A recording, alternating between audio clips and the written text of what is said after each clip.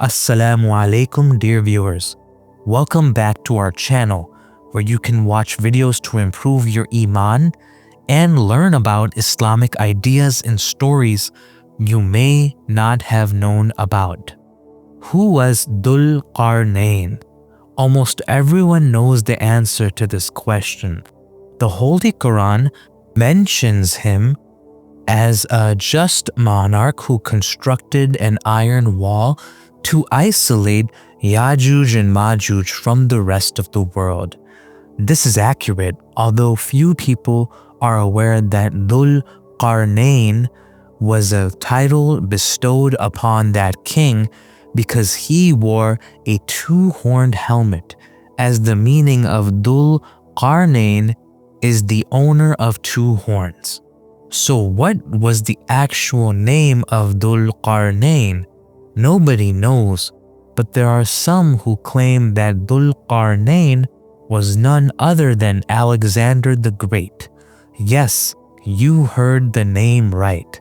This claim is just not out of nowhere and is put forward by many people based on the many similarities that are found between Dhul Qarnayn and Alexander the Great. So does that mean Dhul Qarnayn was indeed Alexander the Great? Let's try to explore it in today's video. Who was Dhul Qarnayn? Dhul Qarnayn was a just ruler who was granted an enormous dominion by Allah subhanahu wa ta'ala. He was not only conquered countless nations, but even entire continents, and he had many monarchs under his command. He was so righteous and pious that he traveled all over the world to find out where injustices were occurring and then brought peace to those areas. Khidir, alayhi salam, who is mentioned in the Holy Quran, is stated by some scholars as the cousin and army personnel of Dhul Qarnayn. Who was Alexander the Great? Now that we know a little bit about Dhul Qarnayn, we should also know about Alexander the Great. Alexander the Great, 356 BCE through 323 BCE, was a historical figure, a Macedonian king, and a conqueror. At the age of 20, he took command of his empire after seceding it from his father. He ruled for the majority of his reign, leading an intensive military campaign over Egypt, Western Asia, Central Asia, and portions of South Asia. He established one of the greatest empires in history, spanning from Greece to northwest India by the time he was 30 years old. Why do people claim that Alexander the Great and Dhul Qarnayn are the same person? Now that we know a little bit about both the rulers, you might have noticed the similarities between both of them in their brief introduction. Let's discuss them one by one. Number 1. Conquest and travel. Both are associated with vast travels and conquest in the East and West. Alexander the Great's dominion was so large and expanded in such a short period of time that it received the name Alexander the Great. The Dhul Qarnayn Empire was so massive that entire continents came under it. Alexander the Great was renowned for his ability to travel to distant locations in order to learn about the area and conquer it, and Dhul Qarnayn traveled to distant locations in order to discover where injustices were happening in order to rectify it. Allah subhanahu wa ta'ala says in the Holy Quran, "Surely we established him in the land and gave him the means to all things, so he traveled a course." Number 2. Two-horned helmet. As previously mentioned, Dhul Qarnayn is a title that translates to the owner of two horns. Rather than a name, none of the ancient texts, including the Bible, Torah, and Holy Quran, reference Dhul Qarnayn's original name. The king was given this label because he wore a helmet with two prominent horns. It's interesting to note that Alexander the Great also wore a helmet with two noticeable horns. He was depicted wearing a two-horned helmet in numerous drawings that were discovered, and historians acknowledge this detail. After his death, the first coins featuring Alexander with ram horns on his head were created. Silver coins featuring Alexander with ram horns were the main form of money in Arabia by the 1st century BC. Number 3. Journey to murky water sea.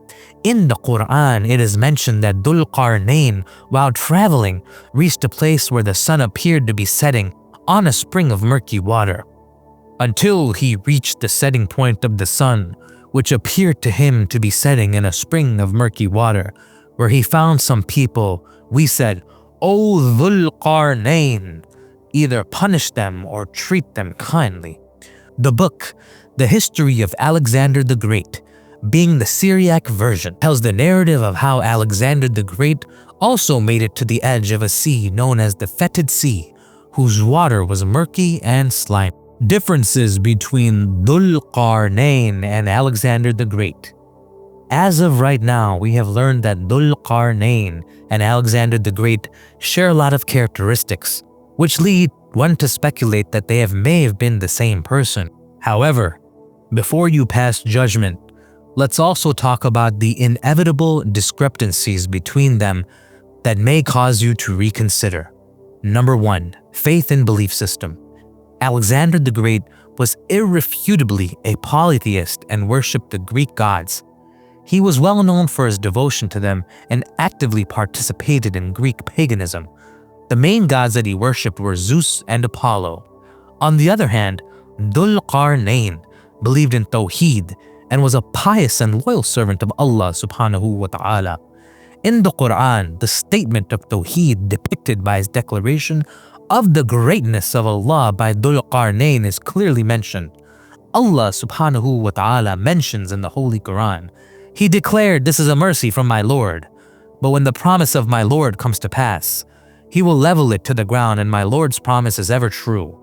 At another instant in the Quran, Dhul Qarnayn's statement shows how he put his trust in Allah and how his belief in the hereafter is firm.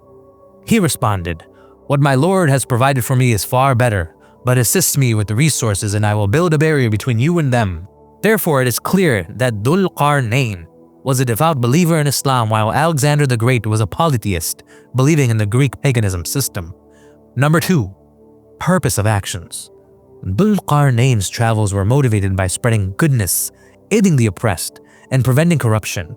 He had been described and portrayed as a just ruler whose main aim of conquering land was not only for expansion, but for alleviating injustices from the regions. On the other hand, we do not find any such declaration of intention by Alexander the Great. His conquests were driven by ambition and the expansion of his empire, with no significant historical evidence of his moral or spiritual guidance. Number 3. Barrier against Yajuj and Majuj. It is well known that Dhul Qarnayn's most significant and noteworthy contribution was to erect a wall separating Yajuj and Majuj from the outside world, preventing them from engaging in their prior practice of spreading corruption throughout the region. Allah subhanahu wa ta'ala says in the Holy Quran, they pleaded, "O Dhul Qarnayn, surely Gog and Magog are spreading corruption throughout the land. Should we pay you tribute, provided that you build a wall between us and them?" He responded, "What my Lord has provided for me is far better, but assist me with the resources, and I will build a barrier between you and them. Bring me blocks of iron." Then, when he had filled up the gap between the two mountains, he ordered, "Blow." When the iron became red hot, he said, "Bring me molten copper to pour over it."